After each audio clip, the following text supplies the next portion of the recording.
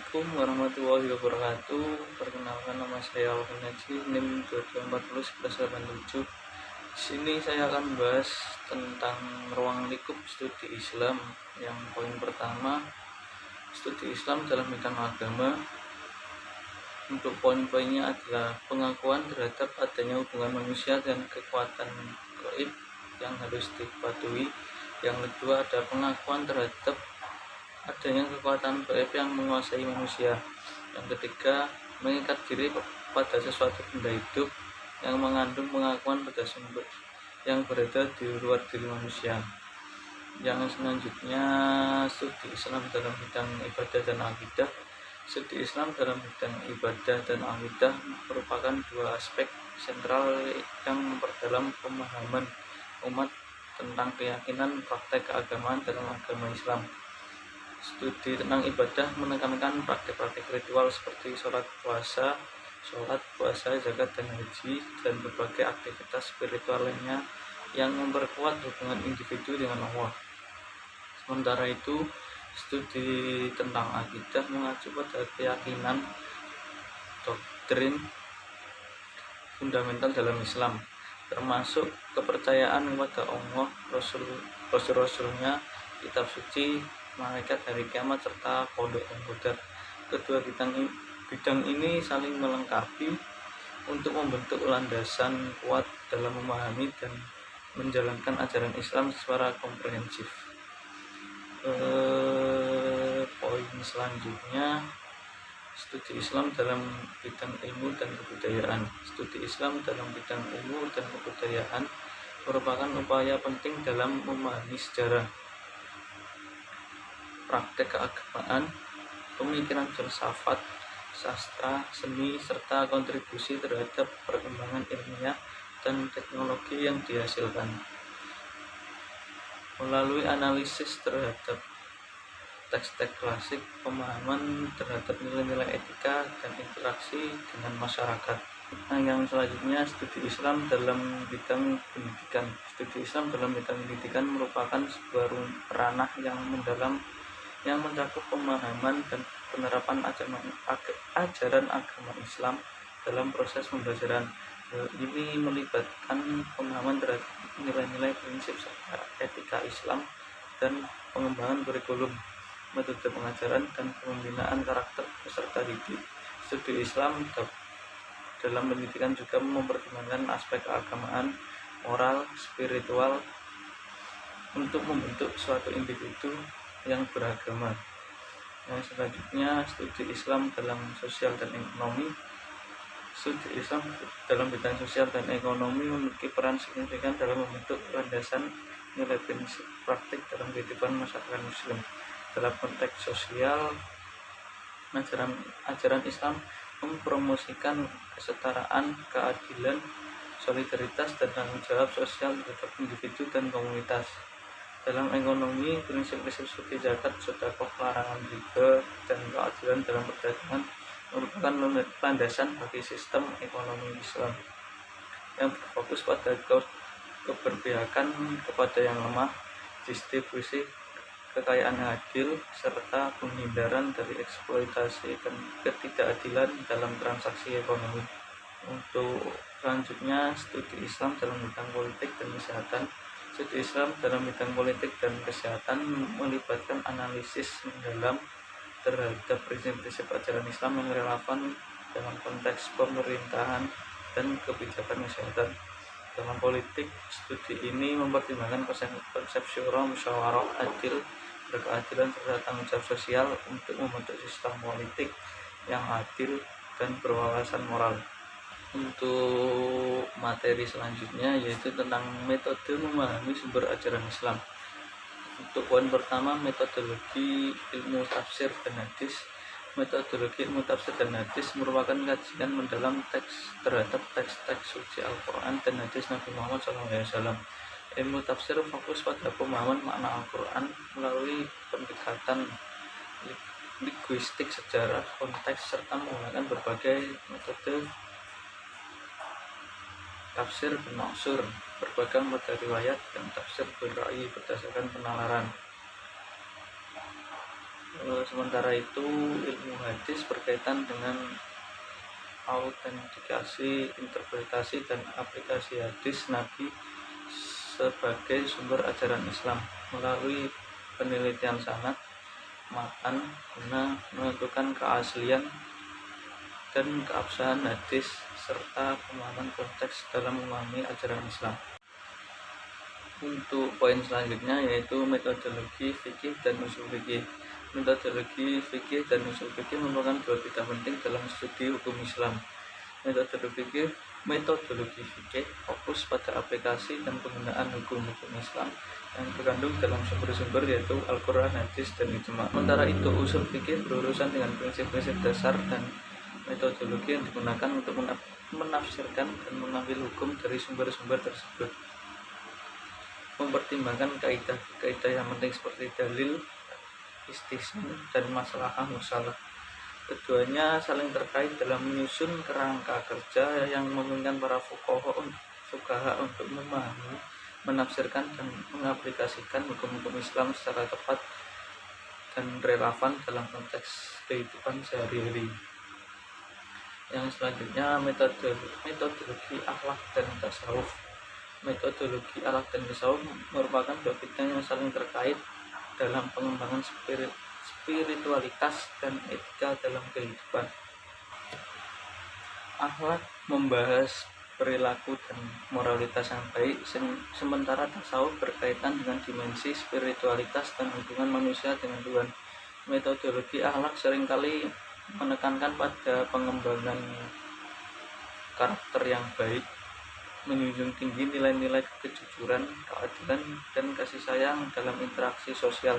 Sementara tasawuf lebih menyoroti perjalanan spiritual individu menuju kesadaran diri yang lebih dalam dan pencarian kehadiran spiritual.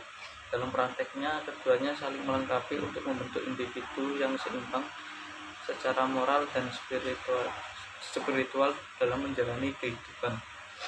Untuk metodologi yang terakhir yaitu filsafat dan teologi. Metodologi filsafat dan teologi memiliki perbedaan yang signifikan namun juga memiliki beberapa titik persamaan. Filsafat secara umum cenderung menggunakan pendekatan rasional dan logis dalam menjelaskan fenomena manusia dan alam semesta, seringkali melakukan analisis konseptual dan pemikiran kritis terhadap ide dan keyakinan. Di sisi lain, teologi lebih menitik beratkan pada penggunaan ajaran agama atau keyakinan keagamaan sebagai landasan utama dalam memahami kehidupan alam dan semesta, seringkali melalui penafsiran terhadap teks-teks suci serta penggunaan pemikiran filosofis. Namun keduanya tetap berbagi beberapa aspek metodologis seperti penelitian mendalam, kajian historis, serta refleksi kritis terhadap konsep-konsep yang melandasi pemahaman akan eksistensi dan makna kehidupan. Untuk materi selanjutnya yaitu pendekatan secara teologis, antropologis, dan sosiologis dalam memahami ajaran Islam. Dalam ajaran Islam, pendekatan teologis, antropologis, dan sosiologis yang saling terkait untuk memahami keyakinan manusia dan masyarakat, yang saling terkait untuk memahami keyakinan yang mengacu kepada Allah SWT, wahyu, dan ajaran-ajaran agama yang menjadi landasan kepercayaan umat Islam. Pendekatan antropologis menyoroti keberadaan manusia sebagai khalifah dan hamba Allah yang bertanggung jawab atas pembuatannya di dunia. Sementara itu, pendekatan sosiologis memandang Islam sebagai suatu sistem yang mempengaruhi dan membentuk masyarakat melalui aturan-aturan sosial, nilai-nilai, dan prinsip-prinsip etika yang diatur dalam ajaran Islam untuk membangun komunitas adil. Dan yang selanjutnya pendekatan historis, filosofis, psikologis, dan budaya. Ajaran Islam melibatkan pendekatan historis, filosofis, psikologis, dan budaya untuk saling terkait dalam pemahaman dan pengembangannya. Secara historis, Islam mendasarkan ajarannya pada sejarah Nabi Muhammad SAW dan peristiwa penting dalam perkembangan agama ini. Filosofis, ajaran Islam menawarkan pandangan tentang hakikat keberadaan, metafisika, dan epistemologi melalui karya-karya filsuf seperti Al-Farabi, Ibnu Sina, dan Ibnu Rushd. Pendekatan psikologis mencakup pemahaman terhadap fitrah manusia, bimbingan moral, dan pengendalian diri yang diajarkan oleh Al-Quran dan hadis. Sementara itu, dari segi budaya, Islam menciptakan identitas yang kaya dengan tradisi, seni, sastra, arsitektur, dan etika yang unik. Mempengaruhi berbagai budaya, tempat agama ini berkembang. Keseluruhan pendekatan ini memberikan landasan yang komprehensif untuk pemahaman dan penerapan ajaran Islam dalam kehidupan sehari-hari, serta memperkaya keberagaman budaya dan pemikiran manusia. Untuk materi selanjutnya yaitu Islam dan gangguan universal. Untuk poin pertama yaitu Islam dan globalisasi. Islam telah mengalami dampak yang signifikan dari globalisasi dalam berbagai aspek kehidupan. Globalisasi telah mempengaruhi penyebaran nilai-nilai Islam, budaya Muslim, dan praktek keagamaan melalui konektivitas global yang meningkat, seperti media sosial, perdagangan internasional, dan migrasi. Meskipun ada manfaat dalam memperluas penyebaran ajaran agama dan memungkinkan pertukaran budaya, tetapi juga timbul pertentangan seperti kemunduran nilai-nilai tradisional, perbenturan nilai dan identitas Muslim yang berpengaruh. Bagi umat Islam penting untuk menavigasi seluruh pengaruh globalisasi dengan mempertahankan esensi nilai-nilai agama serta adaptasi yang sesuai dengan perkembangan zaman untuk menjaga keberlangsungan ajaran Islam dalam konteks global yang telah berubah. Poin selanjutnya yaitu modernisme dan puritanisme Islam. Modernisme dan puritanisme Islam dalam Islam adalah dua pendekatan yang berbeda terhadap pemahaman praktik agama.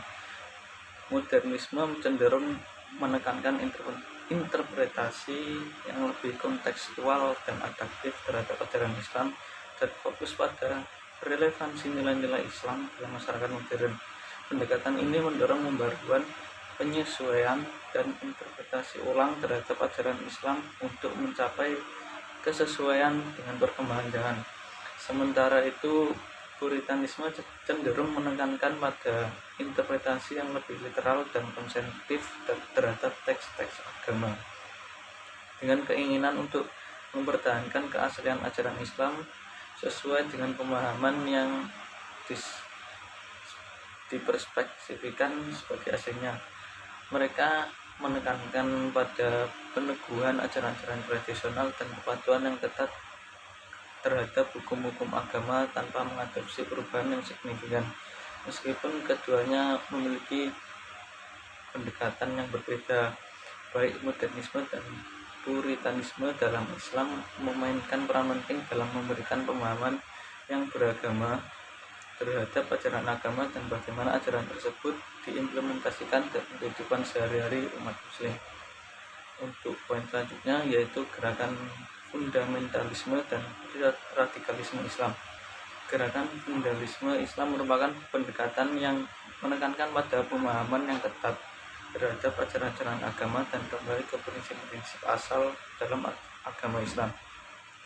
Sementara itu, radikalisme Islam melibatkan interpretasi yang ekstrim terhadap ajaran-ajaran Islam dan keyakinan bahwa transformasi sosial dan politik harus dilakukan melalui tindakan yang keras, seringkali menggunakan kekerasan untuk mencapai tujuan-tujuan politik yang dianggap sesuai dengan pemahaman mereka. Kedua gerakan ini yang dianggap sesuai dengan pemahaman mereka. Kedua gerakan ini memiliki perbedaan dalam pendekatan mereka terhadap agama Islam. Namun keduanya seringkali terjalin dan memperkuat satu sama lain dalam konteks gerakan politik dan sosial di berbagai belahan dunia. Selanjutnya ada Islam Science. Islam mendorong pengembangan ilmu pengetahuan dan mempromosikan sains sebagai bagian integral dalam pemahaman kehidupan. Dalam ajarannya, Islam menekankan pentingnya pengetahuan, pengamatan, dan penelitian sebagai sarana untuk memahami alam semesta dan mengembangkan pemikiran manusia. Sejak awal sejarahnya, umat Islam telah memberikan kontribusi besar dalam bidang sains seperti matematika, astronomi, kedokteran, dan ilmu pengetahuan lainnya. Prinsip-prinsip ilmiah seperti observasi, eksperimen, dan logika dihargai dalam Islam, yang mengarah pada perkembangan teori-teori penting dan penemuan yang mempengaruhi perkembangan peradaban manusia. Untuk materi yang terakhir yaitu dinamika Islam kontemporer. Dinamika Islam kontemporer mencakup sejumlah perubahan kompleks yang berkembang dalam ranah agama, politik, budaya, dan sosial. Perkembangan teknologi dan globalisasi telah mempercepat pertukaran ideologi dan nilai-nilai di antara umat Islam di seluruh dunia, memungkinkan adanya beragam interpretasi terhadap ajaran Islam. Selain itu, faktor-faktor politik, ekonomi, dan sosial telah mempengaruhi cara umat Islam menjalankan kehidupan sehari-hari, mulai dari tafsir atau prinsip-prinsip Islam hingga pembentukan identitas individu dan kelompok, seperti pertanyaan mengenai integrasi dan nilai-nilai Islam dalam perkembangan teknologi, hak asasi manusia, hubungan antar umat beragama. Hal ini menciptakan sebuah paranormal dinamis di mana Islam terus beradaptasi dengan perkembangan zaman sambil tetap mempertahankan nilai-nilai inti dan prinsip yang bersifat universal. Sekian dari saya, kurang lebihnya mohon maaf. Wassalamualaikum warahmatullahi wabarakatuh.